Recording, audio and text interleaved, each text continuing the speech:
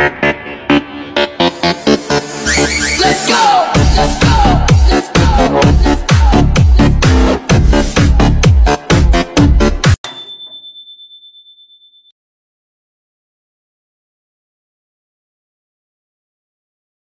Cerita dimulai ketika seorang developer game berlari dengan panik di tengah ramainya kota Barcelona. Dengan nafas yang masih terengah-engah, pemuda bernama Seju itu menghubungi seorang investor terkemuka asal Korea Selatan, Jin Woo, dan mencoba membuat penawaran dengannya. Di waktunya yang singkat itu, dia berhasil mencuri perhatian sang investor sampai akhirnya mereka sepakat untuk bertemu di kota Granada.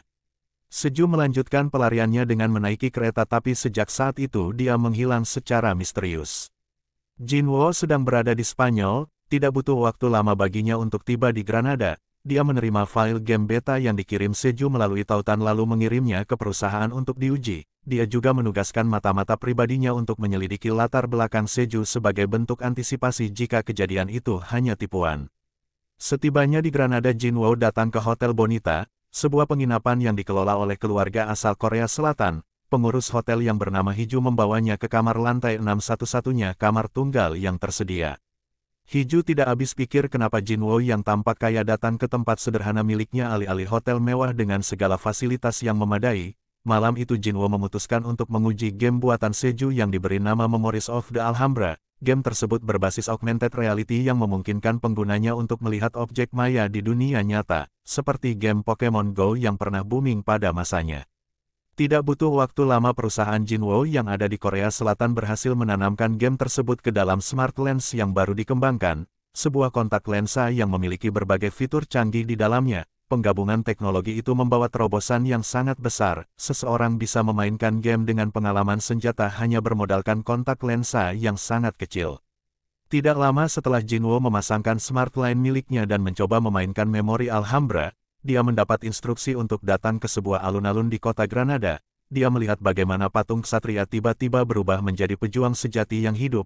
Ketika ksatria itu mendekat dan menyerangnya hingga terluka, Jin Woo dinyatakan kalah dan dia keluar dari permainan. Jin Woo mencobanya sekali lagi dengan serius. Sebuah petunjuk menggiringnya untuk mendapatkan senjata yang terletak di toilet restoran. Dia menemukan pedang yang muncul dari langit-langit dan meraihnya dengan kagum.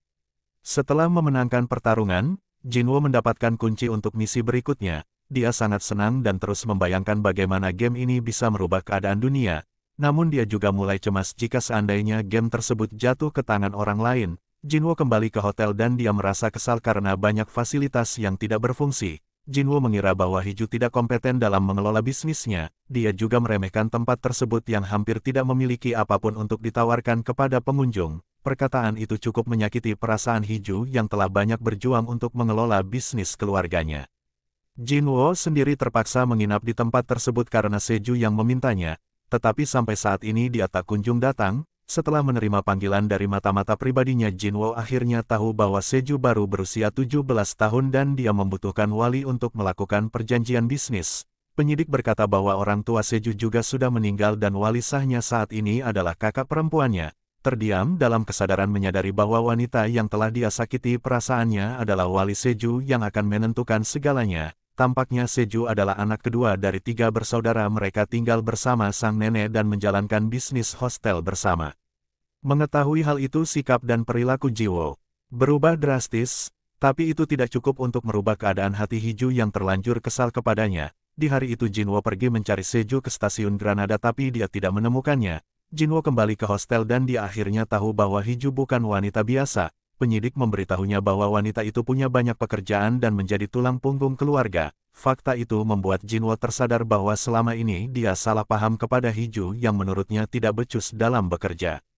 Kasus hilangnya Seju belum menemukan titik terang, tapi keluarganya sudah terbiasa karena Seju sering pergi meninggalkan rumah dan jarang pulang. Di tengah ketidakpastian itu, Jin Woo dikejutkan dengan kemunculan player lain di dalam game Memori Alhambra. Dia berusaha mencarinya dan ternyata player yang dimaksud adalah Hyung-soo, mantan sahabat sekaligus musuh yang sangat dia benci. Jin Woo tidak tahu bagaimana musuhnya itu bisa mendapatkan memori game itu juga. Di pertemuan yang tidak terduga ini, Jin Woo sangat berambisi untuk mengalahkan Hyuk-soo walaupun itu hanya di dalam game. Namun dia terpaksa harus mundur karena levelnya terlalu rendah dan berjanji akan datang menemuinya lagi. Setelah dipelajari lebih dalam, ternyata Seju mengajukan hak paten untuk gamenya di bawah nama Hotel Bonita. Itu artinya Jinwo hanya perlu membeli hotel itu untuk mendapatkan lisensi. Jinwo segera mengadakan pertemuan dengan Hiju dan menjelaskan bahwa dia akan membeli hostel Bonita dengan harga 10 miliar won. Sejak saat itulah Hiju akhirnya tahu bahwa Jinwo adalah orang ternama di negara asalnya. Penawaran Jinwo membuat Hiju terkejut. Dia pernah berusaha untuk menjual hostelnya tapi tidak ada yang berani membelinya dengan harga tinggi. Hiju tidak tahu bahwa hotelnya memegang hak paten untuk game yang dibuat oleh adiknya. Walau begitu Jinwo tidak berniat untuk menipunya dan memberikan harga yang menurutnya pantas. Jinwo memberikan sedikit permainan pada penawarannya. Dia meminta Hiju untuk cepat mengambil keputusan jika tidak harganya akan terus dikurangi seiring berjalannya waktu. Hiju panik karena dia tidak bisa mengambil keputusan itu seorang diri. Setelah pergi ke toilet untuk menghubungi kerabatnya, Hiju akhirnya yakin bahwa tidak ada alasan untuk menolak tawaran Jinwo. Akan tetapi Hiju malah terkunci dan dia ditemukan pingsan di dalam toilet. Jinwo segera membawanya ke rumah sakit dan dia tetap memberikan harga 10 miliar won untuk kontrak perjanjian mereka. Hiju dan keluarganya sangat bahagia hutang yang selama ini mereka tanggung pun pada akhirnya bisa dilunasi. Dan meskipun Hotel Bonita sudah dijual mereka masih bisa tinggal sampai menemukan tempat yang baru. Setelah berhasil mendapatkan lisensi memori game itu, Jinwo masuk ke dalam game untuk mempelajarinya lebih dalam. Dia masuk ke dalam kafe Al-Kazaba yang nantinya akan menjadi lobi tempat di mana para pemain dapat berkumpul. Berbagi informasi membuat aliansi bertukar senjata dan menerima kues tertentu. Saat bertemu dengan sekelompok NPC, Jinwo mencoba untuk berinteraksi dengan mereka tapi ditolak karena dia harus berada di level 5 untuk membuka fitur tersebut. Dari belakang Jinwo mendengar permainan gitar dari NPC. Wanita yang sangat mirip dengan Hiju informasi mengatakan bahwa NPC itu bernama Emma, gitaris kafe. Jinwo terpukau dengan kecantikannya dan dia terus memandanginya untuk beberapa saat.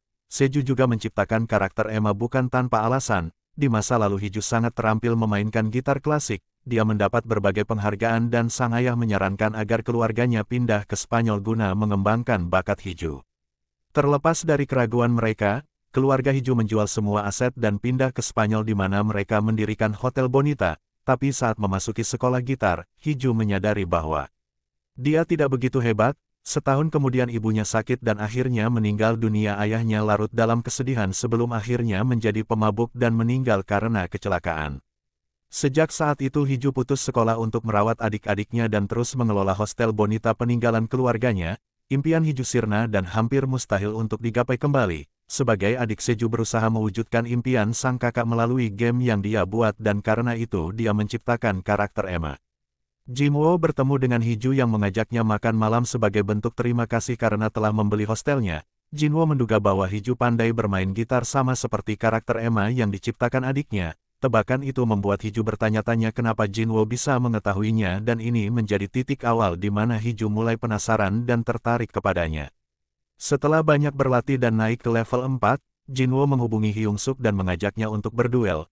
Mereka bertemu di sebuah taman dan saling bertarung kemampuan. Mereka tidak jauh berbeda karena ada di level yang sama. Ketegangan ini memunculkan kenangan masa lalu di antara mereka. Jinwo dan Hyung Suk dulunya bersahabat dan mereka saling bekerja sama untuk membangun perusahaan. Ayah Hyung Suk, Profesor Cha, melibatkan diri dan mendukung mereka berdua, namun ayah Hyung Suk lebih percaya kepada Jinwo yang dia anggap lebih kompeten dari putranya. Hyung Suk merasa sakit hati dan dia mulai membenci sahabatnya. Dan sebagai bentuk pembalasan dia merebut istri Jinwo lalu menikahinya setelah mereka bercerai. Kejadian itu merusak persahabatan mereka sampai akhirnya Hyung Suk pergi dan membuat perusahaan baru. Sejak saat itu Jinwo mulai sulit untuk percaya atau mencintai seseorang, bahkan saat dia menikah untuk kedua kalinya itu tidak bertahan lama. Pertarungan berubah menjadi sangat menegangkan ketika mereka mulai bersungguh-sungguh dan berkelahi menggunakan fisik. Mereka berdua mendapatkan penalti berupa pengurangan poin ketika sistem mendeteksi adanya perkelahian secara fisik. Saat mereka kembali bertarung mengikuti peraturan, Jinwo melampiaskan semua kemarahannya dan dia berhasil mengalahkan Hyung Suk. Jinwo puas dan dia memutuskan untuk segera kembali ke Korea. Namun keesokan harinya sekretarisnya memberi kabar bahwa Hyung Suk ditemukan tewas di bangku taman dengan mata terbuka lebar. Jinwo terkejut menyadari bahwa Hyung Suk meninggal setelah bertarung dengannya dan dia menduga ada sesuatu yang tidak beres. Dia membatalkan rencana kepulangannya dan berusaha mencari tahu apa yang sebenarnya terjadi. Istri Hyung Suk yang bernama Sujin sedang hamil tua dan dia pingsan saat mendengar kabar kematian suaminya. Adiknya berusaha memanggil dokter tapi ada kendala bahasa. Jinwoo mengetahui itu pun merasa tidak tega. Dia meminta bantuan Hiju untuk menemani sekaligus menjadi penerjemah bagi mantan istrinya selama ada di hotel. Setelah siuman Sujin menuduh Jinwoo menginginkan ini terjadi, meneriakinya dan menuntut untuk mengetahui apa yang telah dia lakukan kepada Hyungsoo, Jinwoo tidak memberikan reaksi apapun sebelum akhirnya pergi untuk menyelidiki kasus ini.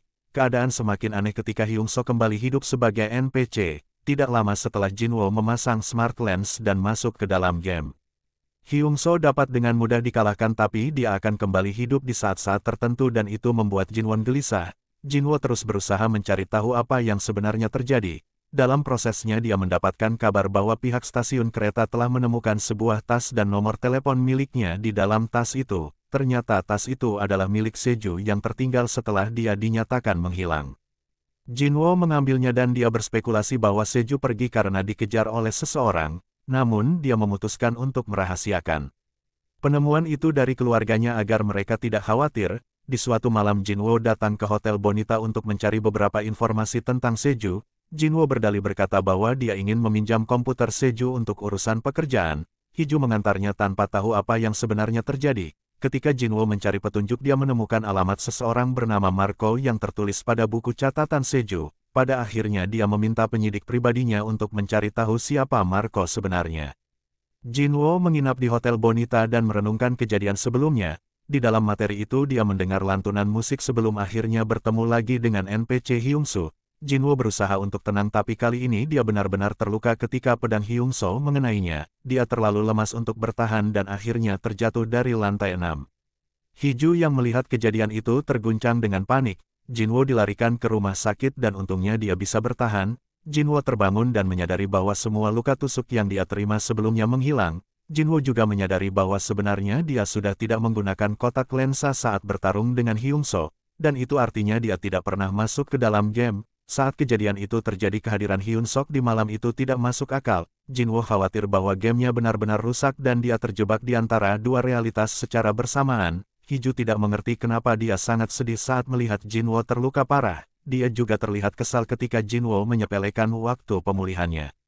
Adik Hiju menyadari itu menyimpulkan bahwa sang kakak mulai menyukai Jinwoo dan dia terlihat jelas berusaha menjodohkan mereka berdua.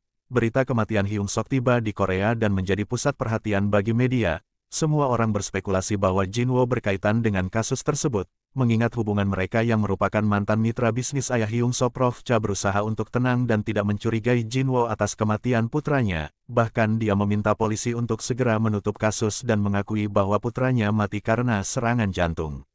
Sementara itu Jinwoo kembali dihadapkan dengan teror Hyunsuk. Dia berusaha pergi dengan cedera di kakinya yang belum pulih dan permainan terus berlanjut meski tanpa bantuan Sparklance yang membuktikan bahwa dia memang terjebak di dalam permainan. Ketika Jinwoo memejamkan matanya untuk menyerah, Hiju memanggilnya dari kejauhan dan dia terlihat sangat khawatir. Jinwoo menarik Hiju ke dalam pelukannya dan memohon padanya untuk tetap seperti itu sampai sistem mendeteksi adanya kendala dan pertarungan ditunda. Pada akhirnya Hyunsuk pergi dan Jinwoo dibawa kembali ke ruangannya. Sejak saat itu orang-orang perlahan mulai meragukan Jinwoo dan menganggapnya memiliki gangguan mental. Keadaan semakin buruk ketika Jinwoo terus dihantui. Akhirnya dia dinyatakan memiliki gangguan kecemasan dan harus menjalani masa pemulihan. Jinwoo tinggal di hotel di mana Hiju merawatnya dengan penuh perhatian. Hiju merasa bersalah karena Jinwoo terjatuh di penginapannya. Selain itu dia ingin membantunya sebagai bentuk balas budi karena telah menyelamatkan keluarganya dari kesengsaraan. Dan melalui kejadian ini hubungan mereka semakin dekat dari hari ke hari. Hiju tidak tahu apa yang sebenarnya terjadi meski dia terus melihat tingkah Jinwoo yang tidak masuk akal. Dia berusaha untuk percaya kepadanya. Jinwoo yang tidak ingin melibatkan Hiju ke dalam masalahnya memutuskan untuk pergi ke Amerika dan memulihkan dirinya di sana. Perpisahan yang tiba-tiba ini membuat Hiju merasa sangat terpukul karena pada akhirnya dia benar-benar menyukai Jinwoo dan menaruh perasaan kepadanya. 1 tahun telah berlalu perusahaan Jinwoo di Korea Selatan telah melakukan berbagai macam uji coba pada game Seju sebelum dirilis secara resmi. Sementara itu Hiju mendapat surel secara berkala dari Seju, tidak menyadari bahwa itu adalah surat palsu yang dibuat Jinwoo agar dia tidak terus mengkhawatirkan adiknya. Sampai saat ini kasus hilangnya Seju masih belum menemukan titik terang, tetapi Jinwoo terus berusaha untuk mencarinya. Semua perkembangan game diawasi oleh direktur sementara yang menggantikan Jinwoo selagi dia memulihkan kondisinya. Ketika para pemain mencoba gamenya di tengah kota dengan senjatanya dan menembak musuh satu persatu, kejadian itu membuat pihak perusahaan terkejut karena seharusnya belum ada player yang memiliki senjata api. Ternyata selama masa pemulihannya Jinwo terus menaikkan levelnya dalam permainan. Dia pulang ke Korea lebih awal dan menyembunyikan dirinya untuk terus bermain. Kini dia berada di level 85 dan memiliki banyak senjata untuk menghadapi NPC Hyung Suk yang terus menghantuinya. Meski cedera di kakinya belum pulih, dia tetap semangat untuk menjalani hidup dan terus berjuang untuk memecahkan semua masalah yang tengah terjadi. Hiju memutuskan untuk pindah ke Seoul bersama keluarganya dan dia membuka toko gitar. Mengetahui hal itu, Jinwo datang ke rumah baru Hiju di mana dia disambut dengan cara yang tidak biasa. Jinwo pura-pura tidak tahu tentang surel palsu yang dia buat, tapi ternyata Hiju sudah lama menyadari kebohongannya. Pada awalnya Hiju tidak curiga, tetapi sebagai kakak dia akhirnya menyadari bahwa surat itu palsu. Selama ini dia terus mengkhawatirkan adiknya seorang diri dan tidak menceritakannya kepada sang nenek agar dia tidak cemas. Jinwo mengakui semuanya, mulai dari motif kedatangannya ke Granada dan alasan kenapa dia mau membeli hostel milik Hiju dengan harga tinggi. Hiju yang mengetahui itu merasa telah dikhianati selama ini. Dia mengira bahwa Jinwo ingin membantu keluarganya dengan tulus, tapi ternyata itu semua hanya untuk memenuhi ambisinya. Kenyataan tentang adiknya yang masih menghilang membuat Hiju sangat sedih, mengingat dia hampir tidak melakukan apapun untuk mencarinya, karena sudah dibohongi oleh Jinwo. Jinwo meminta maaf dan berkata bahwa hidupnya sudah terlalu kacau untuk memahami perasaan orang lain. Jinwo menjelaskan bahwa selama 1 tahun ini dia berusaha mencari petunjuk hilangnya Seju. Berdasarkan informasi yang dia dapat dari penyidik pribadinya, sebelum menghilang Seju pernah bertemu dengan Marco, seorang pecandu obat terlarang yang memiliki banyak utang. Marco bisa mengenal Seju melalui game online dan mereka mulai berteman di dunia nyata. Namun ketika Marco tahu bahwa Seju telah menciptakan sebuah game, dia membawa game tersebut kepada Hyung Suk dan memberinya akses uji coba sebelum dijual, dan melalui kesepakatan inilah Hyung Suk bisa masuk ke dalam game yang dibuat Seju. Marco akan mengambil alih segalanya dari Seju dan dia memaksanya untuk mengikuti segala keputusannya. Namun tidak lama dari itu Marco ditemukan tewas terbunuh. Seju panik dan menghubungi Jinwo untuk meminta bantuan darinya. Saat itu mereka sepakat untuk bertemu di Granada, tapi kemudian Seju menghilang dengan misterius saat menaiki kereta. Hiju tidak tahu bahwa selama ini Jinwo merasa putus asa karena terus dihantui oleh NPC Hyung Suk. Tapi setelah melihat berkas penyelidikan, Hiju menyadari bahwa pria itu telah banyak berjuang untuk mencari adiknya yang hilang. Pada awalnya Jinwo berencana untuk datang menemui Hiju setelah dia berhasil menemukan adiknya. Akan tetapi rasa rindu membuatnya tidak bisa menunggu lebih lama lagi, dan ini menjadi bukti bahwa dia juga menyukai Hiju setelah banyak menghabiskan waktu bersamanya.